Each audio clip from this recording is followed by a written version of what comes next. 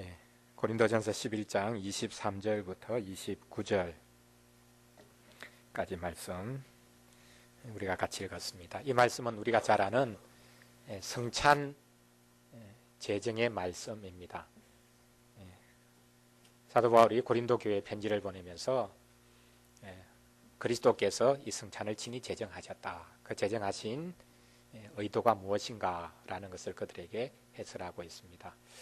이 말씀을 그들에게 전한 이유는 고린도 교회 내에 큰 문제가 있었기 때문입니다. 그것은 고린도전서 1장부터 나오지만 고린도 교회 내에 파벌이 있었고, 파벌뿐만 아니라 가난한 자들과 또 부자들 사이에 그런 문제가 고린도 교회 내에 있었습니다. 그래서 당시에는 모일 때마다 성찬을 행했는데, 이 성찬은 성찬으로 끝나는 것이 아니라 먹을 것을 가지고 와서 애찬을 나누며 그 애찬이 자연스럽게 또 성찬으로 이어지는, 그래서 애찬과 성찬이 겸하여져 있는 이런 예식이 예배의 중요한 부분을 이루었습니다.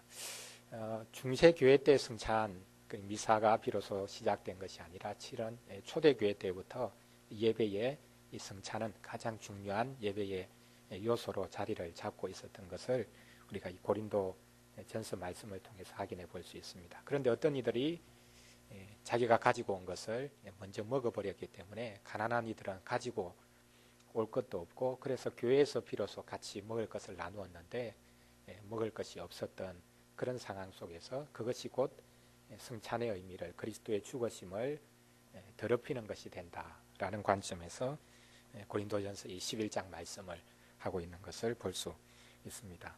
오늘 우리가 하이델베르그 요리문답 제30주일 통해서 누가 성찬에 참여할 수 있는가 라는 부분을 우리가 같이 공부를 하려고 합니다. 먼저 첫 번째 생각할 것은 성찬이 도대체 무엇인가 라는 것을 먼저 한 번 더 생각해 보려고 합니다. 초대교회 때는 성찬이 실은 2부 예배였습니다. 말씀의 예전 다음에 2부로 성찬의 예전이 있었습니다. 초대교회 때의 예배가 2부로 구성되어졌다. 그래서 누구든지 일부의 말씀의 예전에서는 와서 같이 하나님을 예배할 수 있는데, 예배를 마치고 나면, 일부 말씀의 예전을 마치고 나면 어떻게 그 예배 인도하는 인도자가 외쳤느냐 하면, 여기 기록되어 있듯이 이게 라틴어인데요. 이테 미사 에스터. 이테 끝났습니다. 미사 에스터, 이제 돌아가십시오. 그러니까 아직까지 세례를 받고 예수 그리스도를 영접하지 않은 사람들은 일부 예배에 참석하고 일부 예배가 마치면 이제 돌아가야 합니다.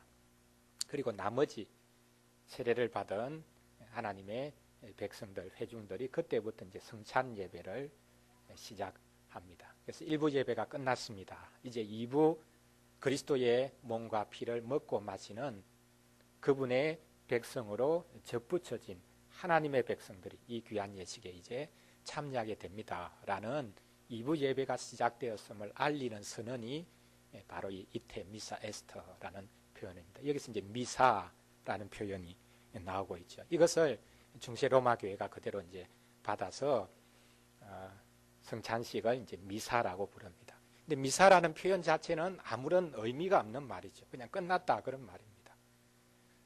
끝났다라는 말인데 그냥 그것이 이제 2부 예배가, 성찬 예배가 시작된다는 그냥 하나의 선언이요 표식인데, 그것을 받아서 성찬 예식의 그 중요한 의미를 담는 말로 사용하기 시작합니다. 중세교회가 가지고 있는 그런 변호하는 말들은 분명히 있습니다. 여기 미사라는 말이 미테레라는 동사에서 파생된 말이다라고 그렇게 해석을 하는데, 미테레라는 것은 이제 파송되었다, 보낸다라는 그런 의미가 있습니다. 그래서 성찬을 받고 난 다음 이제 성도들이 이 세상으로 파송되는데, 그래서 미사 끝에도 실은 이테 미사 에스터라는 이 표현을 신부들이 사용을 합니다. 그래서 2부 예배가 초대될 때는 2부 예배가 시작될 때에 시작되었다는 표시로 이 말을 사용했는데 이제 중세교회는 모든 미사를 마치고 난 다음에 이 선언을 합니다. 이제 여러분은 이 세상으로 파송된 사람들입니다. 그리스도를 먹고 마셨으니 이제 여러분은 그리스도를 대신해서 이 세상에 나아가는 것입니다. 작은 그리스도로서 그리스도를 대신해서 그리스도의 그 성체를 받은 몸으로서 이제 여러분은 세상에 파송됩니다. 라는 그런 의미로 해석을 합니다. 그러나 미사의 그 근본적인 내용, 그것은 예수님께서 제정하신 그 말씀에서 멀어져 있는 것을 볼 수 있습니다.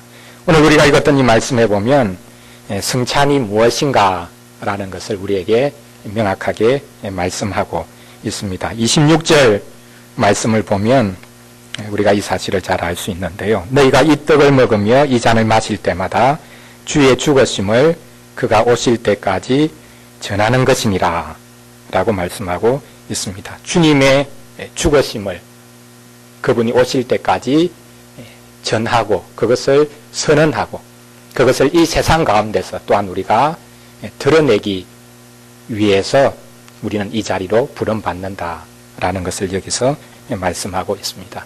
주님께서 죽으신 십자가 사건을 다시금 재현하는 재단이 아니라 이미 그리스도께서 죽어주셨고 그래서 그분께서 우리로 하여금 베풀어 주신 그 구원의 언덕을 우리가 누릴 수 있도록 우리의 믿음을 지속적으로 강화시켜 주시기 위해서 그리스도께서 불러주시는 거룩한 식탁, 그것이 곧 이 성찬의 자리다라는 사실을 여기서 확인을 해볼 수 있습니다. 자, 그러면 이 성찬에 누가 참여할 수 있는가? 성찬에 참여할 수 있는 자격이 어떤 것인가? 라는 것, 그것을 하이델베르그 요리문답 제30주일이 우리에게 구체적으로 질문하고 답을 하고 있는데요. 우리가 그 부분을 같이 한번 살펴보도록 하겠습니다. 제81문입니다. 주예상에 누가 주예상에 참여할 수 있습니까? 라는 질문을 하고 있는데요. 우리 같이 한번 읽어보도록 하겠습니다. 하이델베르그 요리문답 제30주일 81문입니다. 누가 주예상에 참여할 수 있습니까? 우리 답을 같이 읽겠습니다. 자기의 죄 때문에 자신에 대해 참으로 슬퍼하는 사람, 그러나 그리스도의 고난과 죽음에 의해 자기의 죄가 사하여지고 남아있는 연약성도 가려졌음을 믿는 사람, 또한 자신의 믿음이 더욱 강하여지고 돌이킨 삶을 살기를 간절히 소원하는 사람이 참여할 것입니다. 그러나 외식하거나 회개하지 않는 사람이 참여하는 것은 자기가 받을 심판을 먹고 마시는 것입니다. 주예상에 참여할 수 있는 사람이 어떤 사람인가? 여기서 세 가지를 언급합니다. 첫 번째가 무엇입니까? 자신의 죄 때문에 슬퍼하는 사람. 죄를 안 지은 사람이 성찬에 참여하는 것이 아니라 늘 우리는 죄인으로 하나님 앞에 나타납니다. 그러나 그 죄에 대해서 슬퍼하는 사람. 죄 자체에 대해서 슬퍼할 뿐만 아니라 자신이 죄를 지을 수밖에 없는 그런 연약함을 안고 있는 자신에 대해서 참으로 슬퍼하는 사람. 그 사람이 이 성찬에 참여할 수 있다라고 말씀합니다. 그리고 두 번째로는 그리스도의 고난과 죽음에 의해 자기의 죄가 사하여지고 남아있는 연약성도 가려졌음을 믿는 사람. 자신이 오직 그리스도 때문에 구원받았다라는 사실을 확신하는 사람. 성찬에 참여하는 것은 자신의 구원을 이미 그리스도로 말미암아 확신하게 된 사람이 참여하는 것입니다. 그 확신은 자기 속에서 나오는 것이 아니죠. 성찬을 통해서 우리로 하여금 보라고 하십니다. 그리스도의 십자가를 보라고 하십니다. 그 십자가만이 우리의 구원이 이루어진 유일한 사건이라는 것을 재현한다라고 표현하면 과장된 표현이지만 그것을 역사적인 사실을 우리로 하여금 믿도록 다시금 보여주시는 사건이죠. 그래서 성찬에 나아갈 때에 나는 죄로 인하여 더럽혀진 죄인이지만 그러나 오직 예수님께서 나의 죄를 씻어주셨습니다. 그렇게 믿고 그것을 마음으로 진실하게 받아들이는 사람이 이 성찬에 참여할 수 있다라고 말씀합니다. 그 다음 세 번째는 자신의 믿음이 더욱 강하여지고 돌이킨 삶을 살기를 간절히 소원하는 사람.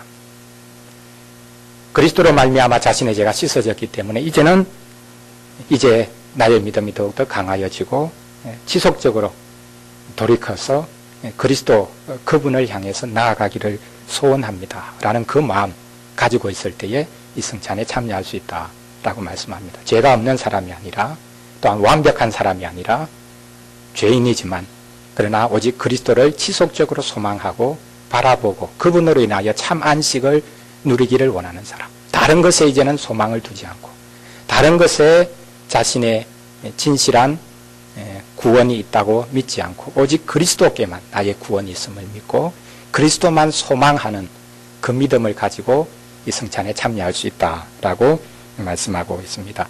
이 세 가지를 생각해 보면 이것이 바로 하이델베르그 요리문답 전체의 구조임을 알 수 있습니다. 하이델베르그 요리문답은 3부로 이루어져 있죠. 첫 번째는 우리의 죄와 비참함이 얼마나 큰가. 제1부가 그것을 말하고 있습니다. 그 다음 2부는 그 죄와 비참함으로부터 우리가 어떻게 구원함을 받았는가. 그것을 말하고 있습니다.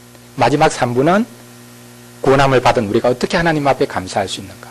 그러니까 하이델베르그 요리문답은 이 세 부로 죄와 구원과 감사에 대해서 전체가 이루어져 있거든요. 그것이 지금 이 성찬에 참여할 성도의 그 요소로서 이 세 가지가 그대로 녹아있는 것을 볼 수 있습니다. 내가 얼마나 큰 죄인인가 라는 것을 깨닫는 사람, 그리고 그 죄로부터 어떻게 구속을 받았는가 라는 것을 확신하고 믿는 사람, 그리고 세 번째로는 구속을 받았기 때문에 지속적으로 내 믿음이 더욱더 강하여지기를 원하고 또한 하나님을 더욱더 감사하며 나아가기를 원하는 사람. 이렇게 죄와 구속과 감사, 이 세 가지 사이클, 또 이 세 가지 요소를 우리 속에 믿음으로 간직하고 있는 사람은 누구든지 이 성찬에 참여할 수 있다라고 말씀하고 있습니다. 그것이 오늘 우리가 읽었던 본문 28절에서 이야기하고 있는 내용입니다. 사람이 자기를 살피고 그 후에야 이 떡을 먹고 이 잔을 마실지니, 자기를 살피기 전에는 이 떡과 이 잔에 함부로 참여할 수 없다라는 것입니다. 이것이 예수 그리스도의 몸과 피로 변했기 때문에 함부로 해서는 안 된다, 그런 의미가 아니죠.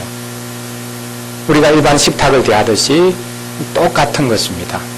질적인 변화는 없습니다. 그러나 성령으로 이 자리에 친히 임재하시는 그 예수 그리스도, 그분을 우리가 먹고 마시는 시간이기 때문에 먼저 자신을 살펴야 된다. 근데 이제 자신을 살핀다는 것은 참 주관적입니다. 어느 정도까지 자신을 살펴야 되는가. 아주 예민하게 자신을 살피는 사람은 성찬에 참여하지를 못합니다. 아무리 자기가 깨끗하고 거룩하게 살려고 애를 써도 죄로부터 결코 벗어날 수 없는 자신을 알기 때문에 영적으로 예민하면 나는 성찬에 도무지 참여할 자격이 없어. 그래서 옛날에는 성찬에 참여하기를 꺼려했던 그런 것이 교회사를 통해서 자주 증거되어지고 있습니다. 근데 요즘에는 오히려 정반대죠. 성찬의 의미를 우리가 깊게 풀어서 잘 가르치지 않기 때문에 하나의 형식, 의식이라 그렇게 생각하다 보니까 자신을 살피는 것이 없이 그냥 때가 되면 성찬이 있고 그래서 그 자리에 참여합니다. 두 가지 극단이 있는 것이죠.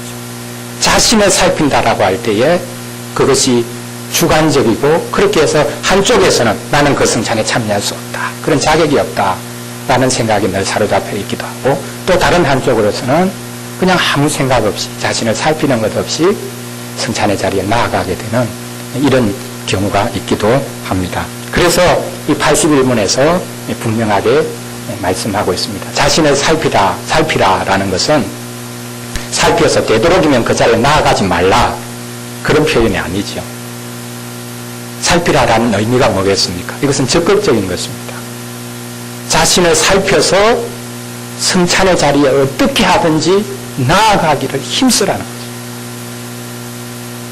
그 성찬이 우리에게 베풀어 주시는 은혜가 있기 때문에 말씀은 우리의 없는 믿음을 불러일으키는 역할을 하고, 성찬은, 성례는 불러일으키던 그 믿음을 지속적으로 강화시키고 새롭게 하시고 굳게 하시는 그 역할로 우리에게 주어진 것이기 때문에 이 성찬에 참여하기를 힘쓰라. 어쨌든 이 성찬에 내가 참여해야 되겠다. 그래서 하나님이 주시는 그 은혜를 누려야 되겠다라는 간절한 소망으로 자신을 살피라는 것입니다. 그래서 세 가지를 여기에서 분명히 제시했습니다. 자신이 죄인이라는 것을 깊이 깨닫는 사람. 그리고 오직 예수 그리스도 그분만이 우리의 참된 구원자가 된다라는 사실을 깨닫는 사람. 그리고 여전히 나에게 연약함이 남아있지만 주님이 주시는 그 은혜로 말미암아 새롭게 새 사람으로 살려고 하는 간절한 소망을 가지고 있는 사람. 그 사람은 이 성찬에 참여할 수 있다라고 여기서 말씀하고 있는 것을 볼 수 있습니다. 이 자신을 살피라라는 것은 새로운 것을 우리에게 결코 요구하지 않습니다. 이미 말씀을 통해서 우리에게 허락해 주신 그것을 굳게 붙잡아야 되는 것을 여기서 말씀하고 있습니다. 그러나 여기 덧붙이기를 외식하거나 회개하지 않는 사람이 참여하는 것은 자기가 받을 심판을 먹고 마시는 것이다 라고 해설하고 있는 것을 볼 수 있습니다. 진실하게 회개하고 진실하게 자신의 구원을 확신하고 그리고 진실하게 감사함으로 살기를 소원하지 않는 외식하는 사람들 그리고 참으로 회개하지 않는 사람은 이 성찬에 참여하는 것 그것이 자기가 받을 심판을 먹고 마시는 것이 된다라고 말씀하고 있습니다. 오늘 우리가 읽었던 말씀에서도 29절에서 하시는 말씀이 바로 이것이죠. 주의 몸을 분별하지 못하고 먹고 마시는 자는 자기의 죄를 먹고 마시는 것이니라. 그리고 27절 말씀 누구든지 주의 떡이나 잔을 합당하지 않게 먹고 마시는 자는 주의 몸과 피에 대하여 죄를 짓는 것이니라. 자기의 죄를 먹고 마시는 것이 될 뿐만 아니라 주님의 몸과 피에 대해서 죄를 범하는 것이 된다라고 말씀하고 있습니다. 그러면 내가 외식하고 있는지 참으로 회개한 자인지 회개하지 않은 자인지 어떻게 알 수 있습니까? 사람이 분별할 수 있습니까? 누가 가르쳐 줄 수 있습니까? 어느 누구도 그것을 정확하게 가려낼 수 없지요. 오직 하나님과 그 개인이 아는 그런 비밀이라고 말할 수 있을 것입니다. 사람에게는 결코 드러나지 않지만 오직 하나님과 자신이 아는, 물론 자기 자신도 스스로 속을 수 있습니다. 그렇기 때문에 이 자신을 살핀다라는 것이 어떻게 보면 참 주관적인 그런 표현일 수밖에 없는데요. 우리가 스스로에게 속을 수 있죠. 내가 하나님을 참 믿는다. 하나님 그분에게만 소망을 둔다 하지만 결국 자기가 스스로 속아서 그것이 하나님을 진실하게 믿는 것이 아니라 결국 자신을 스스로에게 세뇌시켜서 나는 하나님을 믿는다. 나는 하나님께 내 소망을 둔다. 그렇게 확신시킨 그런 것일 수 있습니다.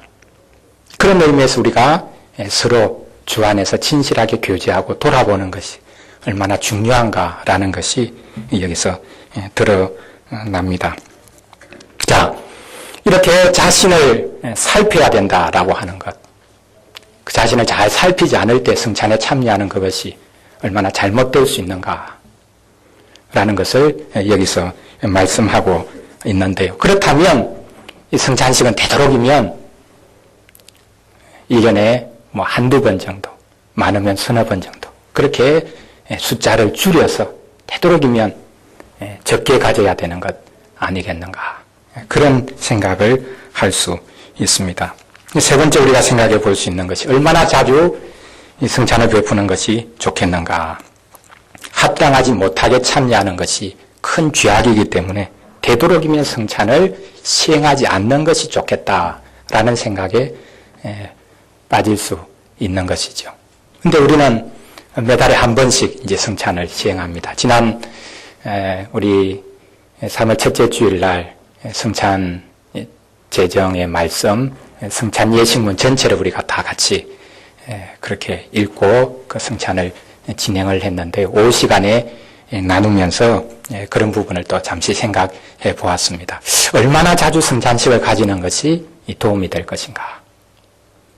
원래 성찬은 공예배의 한 요소이기 때문에 말씀과 더불어 성찬이 있어야만이 그것이 공예배가 됩니다. 그런 관점에서 주일 오전에 모든 성도들이 같이 모여서 공적으로 예배 드린다 할 때 거기에는 초대교회처럼 말씀의 예전과 성찬의 예전 두 가지가 같이 있어야만이 그것이 온전한 예배요.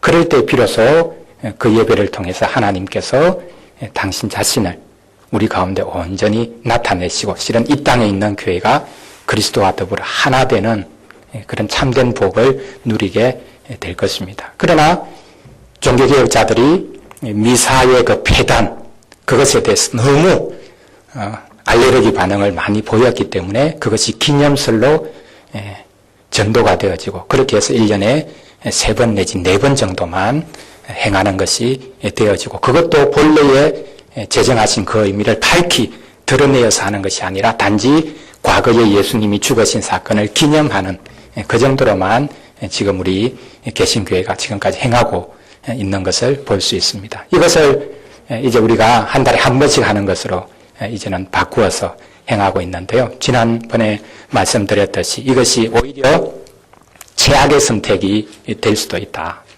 1년에 서너 번 하면 그 의미를 충분히 가르치고 또 장례 신방을 통해서 교인들을 잘 돌아보고 그래서 제대로 그 성찬에 참여할 수 있는 그런 은혜를 누릴 수 있는 기회 그런 계기를 마련할 수 있는데 이것이 자주 시행되다 보면 오히려 그 의미가 퇴색될 수 있다. 자주 하려면 아예 매주 예배 때마다 성찬식을 하든지 그렇지 않고 한 달에 한 번 정도로 좀 어정쩡하게 하는 것 그것이 최악의 선택일 수 있다. 그렇게 표현한 분도 있는데요.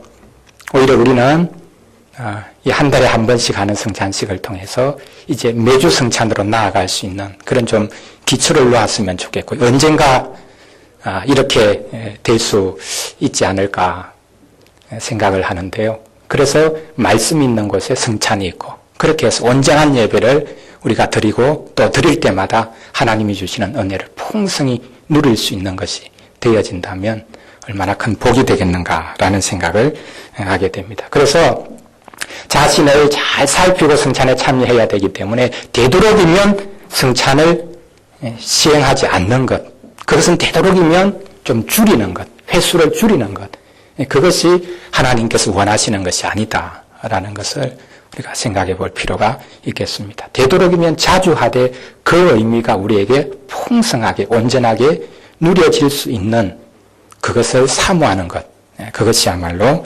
우리에게 베풀어 주신 은혜를 온전히 누리는 길이 되지 않을까 생각을 하게 됩니다.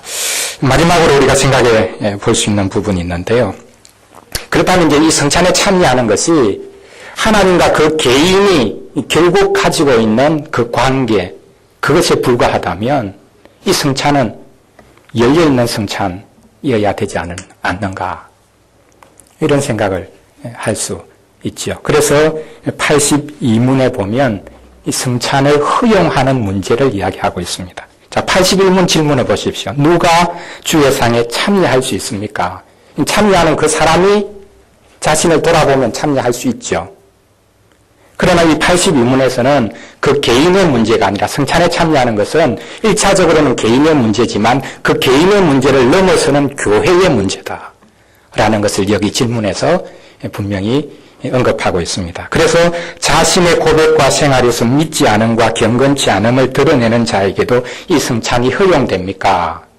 교회가 허용할 수 있고 허용하지 않을 수 있다는 성찬 참여의 여부를 그래서 성찬이 열린 성찬이냐 닫힌 성찬이냐 이 두 가지 생각이 나오는데요. 자, 성찬이 열린 성찬이어야 합니까? 그렇지 않으면 닫힌 성찬이어야 합니까? 열린 성찬의 의미는 뭐냐면 누구든지 자기가 원하면 나와서 성찬에 참여할 수 있습니다. 우리 교인뿐만 아니라도 그냥 처음에 예배드리러 나온 사람이라도 그냥 본인이 나는 이미 세례받은 사람이니까 나 성찬에 참여할 수 있다. 그렇게 해서 그냥 본인이 참여하면 그 사람에게도 다 허용해 주는 것입니다. 누구든지 심지어 그분이 세례받았는지 받지 않았는지 확인하지 않고 그냥 본인이 참여하기를 원하면 누구에게든지 이 성찬을 참여할 수 있도록 허용해 주는 것. 그것이 이제 열린 성찬이라고 말할 수 있고, 이것이 조금 더 이제 극단으로 나가면요, 심지어 세례받지 않은 사람도 성찬에 참여할 수 있다. 교회 하나의 형식이니까 안 믿는 사람에게는 실제로 아무런 효과가 없으니까 안 믿는 사람 참여해도 상관없지 않느냐, 이런 논리로까지 나아갑니다. 그래서 대형교회 같은 경우에는 일일이 세례받은 것을 확인할 수도 없을 뿐만 아니라 한 번씩 할 때는 그냥 누구든지 이 성찬의 의미를 한번 미리 경험하고 또 미리 그것을 누리기 위해서 누구든지 한번 참석해 보십시오. 심지어 이렇게까지 말하는 경우도 있습니다. 열린 성찬. 열린 성찬이 세례받은 모든 하나님의 백성들에게 다 허용된다라는 의미에서만 열린 성찬이지만 이것이 또 더 극단으로 나갈 경우도 있다. 심지어 세례받지 못한 사람에게도. 그 참여하는 것, 그건 큰 의미가 없으니까, 그리고 그 사람에게는 그것이 크게 죄가 된다든지 문제가 되는 것이 아니다.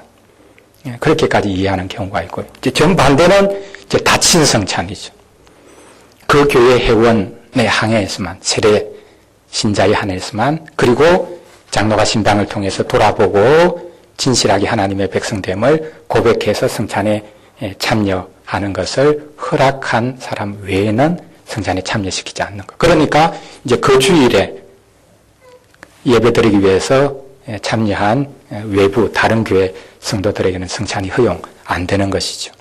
근데 여기 이제 가운데 반쯤 닫힌 성찬이 있습니다. 그러니까 열린 성찬이 있고 닫힌 성찬이 있는데 그 사이에 반쯤 열렸다. 또 다른 말로 표현하면 반쯤 닫혔다라고 볼 수 있겠죠.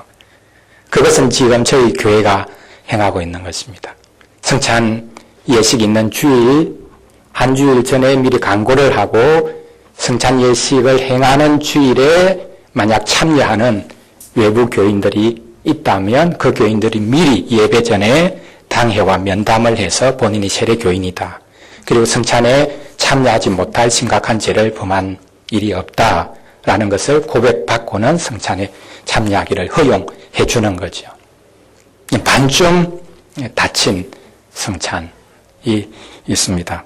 어떤 것이 성찬의 참된 의미를 잘 드러내는 것이요, 그리고 그 성찬의 참여를 통해서 하나님께서 허락해 주신 그 은혜를 온전히 누릴 수 있는 것인가.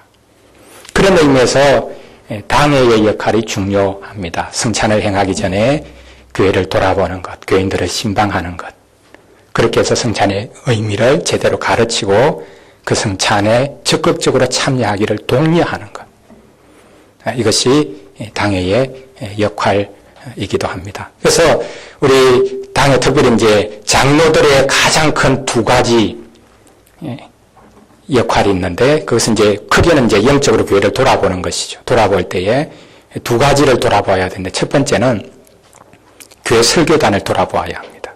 그러니까 설교단을 지키는 사람들이 장로들이다.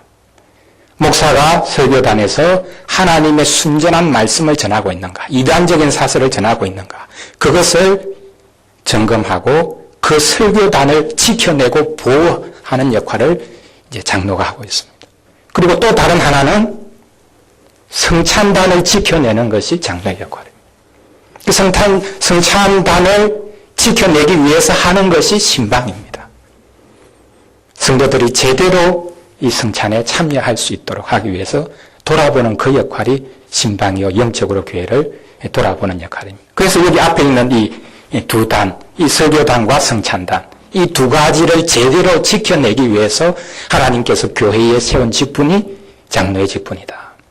그래서 성찬에 참여하는 것은 우선적으로는 개인적인 문제겠지만요, 자신이 자신을 돌아보아야 되죠. 그러나 개인이 그냥 자신을 돌아보는 것으로 끝내는 것이 아니라 교회가 이 성찬에 참여하는 사람들을 허용하고 또 금할 수 있는 그 역할을 하나님께서 교회에 부여해 주셨다. 이것이 세상의 어떤 권력도 가지고 있지 못한 천국의 열쇠라는 권세입니다. 천국을 열고 닫는 그 역할. 그것은 이제 지금 82문에서 질문하고 답을 하고 있는데요. 같이 한번 보겠습니다. 자신의 고백과 생활에서 믿지 않음과 경건치 않음을 드러내는 자에게도 이 성찬이 허용됩니까? 묻습니다. 자, 답을 같이 읽겠습니다. 아닙니다. 그렇게 되면 하나님의 언약이 더러워져서 하나님의 진노가 모든 회중에게 내릴 것입니다. 그러므로 그리스도와 그의 사도들의 명령에 따라 그리스도의 교회는 천국의 열쇠를 사용하여 그러한 자들이 생활을 돌이킬 때까지 성찬에서 제외시킬 의무가 있습니다. 믿지 않는 자들 또 경건치 않음을 드러내는 자에게 이 성찬이 허용되는가? 허용되지 않는다. 여기서는 분명히 드러내는 자라고 했습니다. 당회가 모든 성도 개인의 양심까지 판단하고 그것을 억압할 수 없습니다. 그렇게 해서는 안 되죠. 당회가 어떻게 모든 우리 성도들 한 사람 한 사람이 성찬에 참여할 수 있는 자격이 있다 없다, 저 사람은 이렇게 연약함이 있으니까 참여하면 된다 안 된다, 그렇게 딱지를 붙일 수 있겠습니까? 그렇게 못합니다. 해서도 안 되고요. 그러면 당회가 하는 역할이 뭔가? 믿지 않음과 경건치 않음을 드러낸 자, 공적으로 죄악이 분명하게 드러나서 심지어 사회에서도 벌을 받고, 그렇게 해서 죄악이 분명하게 드러나고 믿지 않음이 분명하게 드러난 사람들에게 한해서는 당회가 적극적으로 이 성찬의 상을 보호해서 그런 사람들이 성찬에 참여하지 않도록 막아야 된다. 그것을 여기서 말씀하고 있습니다. 왜 막아야 되는가? 그 개인의 문제인데, 개인의 문제가 아니라 여기서 답을 이렇게 하고 있죠. 그렇게 되면 하나님의 언약이 더러워져서 하나님의 진노가 모든 회중에게 내릴 것입니다. 개인이 합당치 않게 그 성찬에 참여하는 것은 그 개인의 문제로 끝나는 것이 아니라 우리 교회 전체가 하나님의 그 벌 아래, 하나님의 진노 아래 서게 된다. 그것을 말씀하고 있습니다. 그래서 우리가 읽지 않았지만 30절부터 말씀 보면 합당치 않게 참여한 자들이 있었기 때문에 고린도 교회 내에서 너희 중에 약한 자와 병든 자도 많이 있고 잠자는 자도 적지 아니하다라고 표현하고 있습니다. 여기서 약한 것, 병든 것, 이것은 육체적인 질병도 분명히 말하죠. 여기 또 잠자는 것, 이것은 그냥 잠을 자는 것이 아니라 죽음을 말합니다. 그러니까 성찬에 합당하게 참여하지 못해서 초대교회, 특별히 고린도 교회에 하나님께서 그의 육체를 치신 그런 이들조차 있었다라는 것을 여기서 우리에게 말씀하고 있습니다. 개인뿐만 아니라 교회 전체가 하나님의 심판 아래 거할 수 있기 때문에 성찬 참여, 그것을 개인의 문제로 돌려서 개인이 알아서 하도록 하는 것이 아니라 교회가 돌아볼 책임이 있다. 그것을 여기서 말씀하고 있습니다. 자, 그렇다면 유아 세례 받은 이들의 참여는 어떻게 해야 되는가? 자, 이 마지막 문제가 하나 남아 있는데요. 자, 어떻습니까? 유아 세례 받은 우리의 자녀들이 성찬에 참여할 수 있다, 없다? 우리 교회는 참여를 안 시키니까 본인이 유아 세례를 받았다 할지라도 공적인 신앙 고백, 쉽게 말하면 입교식을 해서 공적으로 신앙 고백을 하고 난 다음에 성찬에 이제 참여를 시키죠. 과연 그게 성경적이냐? 이미 유아 세례를 받겠는데, 하나님의 언약 백성으로 받았는데 왜 성찬 참여하는 것을 유보시키는가? 그렇다면 유아 세례조차도 안 줘야 되는 것 아닌가? 유아 세례를 준다면 성찬에 참여시키는 것도 같이 연결해야 되는 것인데, 유아 세례는 줘놓고 하나님의 백성, 반쯤 하나님의 백성이 된 거라고 인정을 하는 건가? 그래서 성찬에는 참여 안 시키는가? 그래서 개혁교회라 할지라도 유아 세례 받은 그 아이들은 성찬에 참여할 수 있다. 그래서 참여를 시키는 교회들이 있습니다. 자, 어떤 것이 더 성경적이고 또 어떤 것이 더 바람직하겠습니까?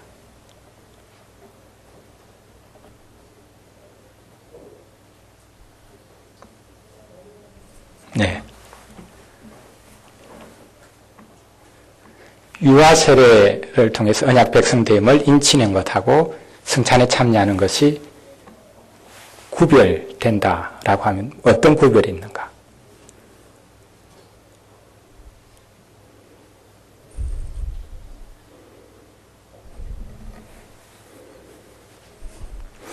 여기 우리 그 29절 말씀 보면요. 다른 것도 이제 다 그 연관이 될 수도 있겠지만 25절부터 이 동사가 아주 유의해야 할 동사가 하나씩 나옵니다. 25절에 보면 기념하라라는 동사가 있고요.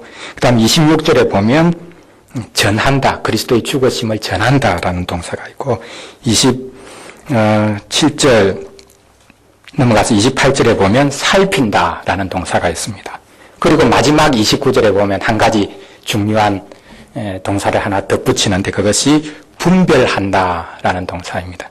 그러니까 기념하고 전하고 살피고 분별한다. 이 네 가지 동사가 이 성찬에 참여할 때 우리가 가져야 될 태도임을 말하고 있죠. 그 중에 이제 가장 마지막이 분별한다. 주의 몸을 분별하지 못하고 먹고 마시는 자는 자기의 죄를 먹고 마신다. 저희들은 바로 이 29절의 관점에서 유아 세례를 받은 우리 자녀들이 공적인 신앙 고백을 하기 전에는 성찬에 참여하지 못하도록 합니다. 성찬에 참여하기 위해서는 주의 몸을 분별하는 그런 풍부한 지식이 있어야 되기 때문에 아무리 유아 세례를 받았다 할지라도 우리 유아들이 이 성찬에 참여할 때에 뭐 부모들이 참여하니까 본인도 참여하게 된다면 그들 속에는 이 성찬이 어떤 의미로 다가오겠습니까?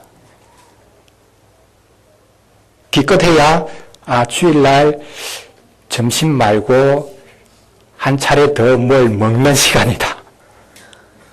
뭐 스낵 타임, 간식 먹는 시간. 이 정도밖에 이해하지 못할 가능성이 큰 것이죠.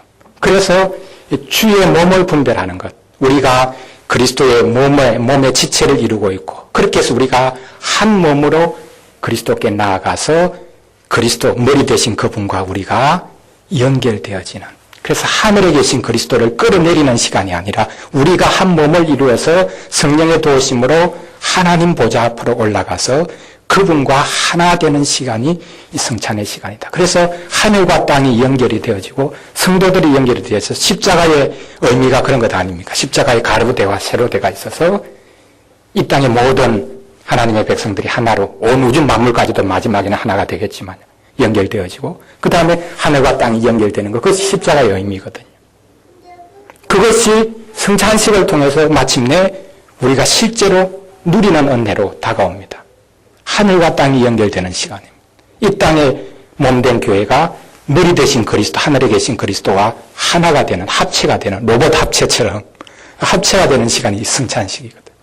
그리고 우리가 주 안에서 아무리 서로 다르고 그래서 서로에 대한 깊은 그런 이해와 신뢰가 없다 할지라도 우리는 이미 주 안에서 하나 되었다라는 것이 확인되고 그것을 고백하는 자리가 이 성찬의 자리입니다. 이것을 우리 유아 세례 받은 우리 자녀들은 공적으로 신앙 고백하기 전까지는 온전하게 이해하지 못합니다. 물론 우리도 성인된 우리조차도 이 성찬의 의미를 100% 완전하게 이해하지는 못합니다. 가면 갈수록 더 깊어져야 되죠.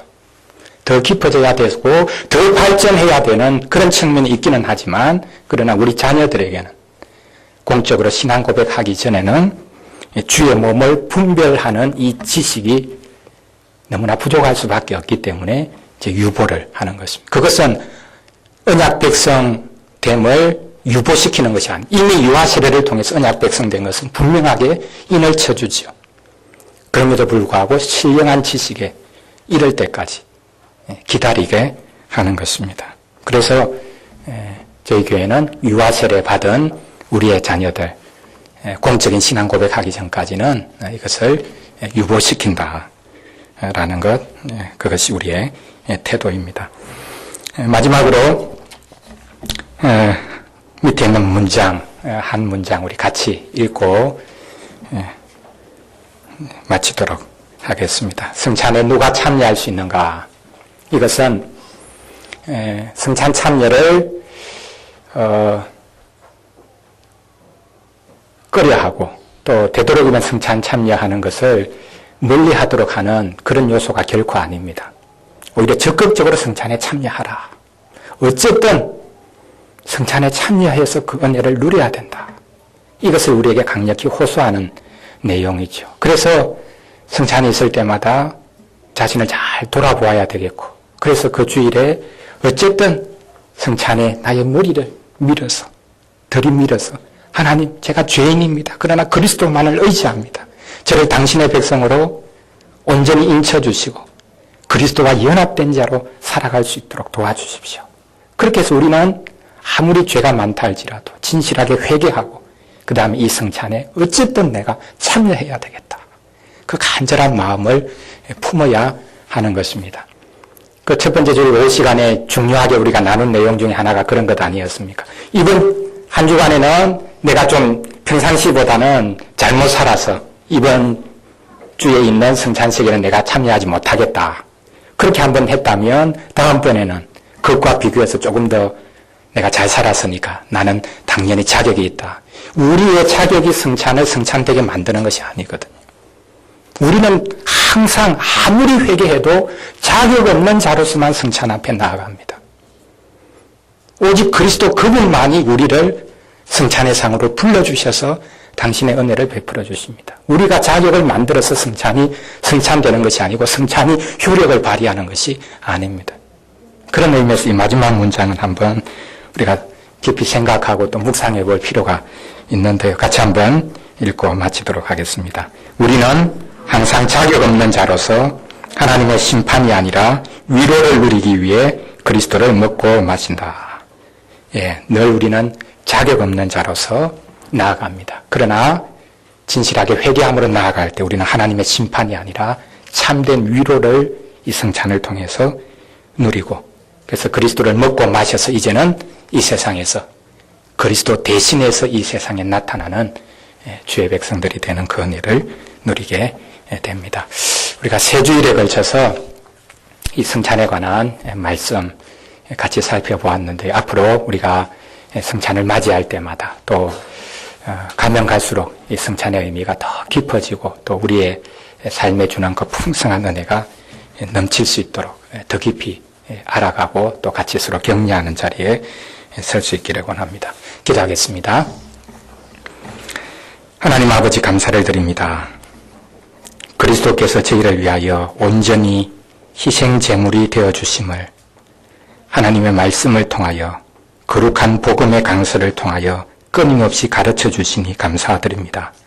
저희들의 귀를 통해서 이 사실을 날마다 듣사온데, 그러나 우리의 눈으로 그 사실을 보도록까지, 또한 우리의 모든 감각을 동원해서 그것을 느끼도록까지 해주시기 위해서 성례를 허락해 주셨음을 감사드립니다. 세례를 통해서 또 성찬을 통해서 지속적으로 우리로 하여금 보여주시고 또 우리의 감각으로 느끼게 해주시는 이 은혜를 굳게 부여잡을 수 있도록 도와주시옵소서.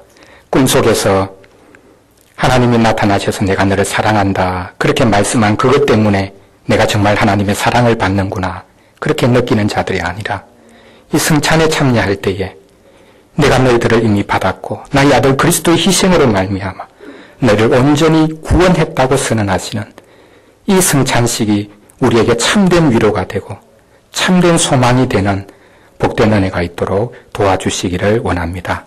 그래서 저희들이 이미 주 안에서 받고 또 주 안에서 누리는 이 사랑 또 이 은혜를 이 땅 가운데서 아름답게 드러내며 살아갈 수 있는 주의 백성들이 되도록 도와주옵소서. 앞으로 저희들이 성찬이 계속될 때마다 주님과 깊이 연결되어지며 또한 성도들이 하나 되는 이 은혜를 더 힘껏 누리고 고백할 뿐만 아니라 이것이 저희들 가운데 현실이 되어질 수 있도록 복을 내려 주시옵소서. 그리하여 다른 은혜 구하지 않고 다른 엉뚱한 것 따라가지 않고 오직 주님이 주신 이 거룩한 복음의 은혜 위에 굳게 설 수 있도록 우리 모두를 붙잡아 주옵소서. 감사를 드리옵고 예수님 이름으로 기도합니다.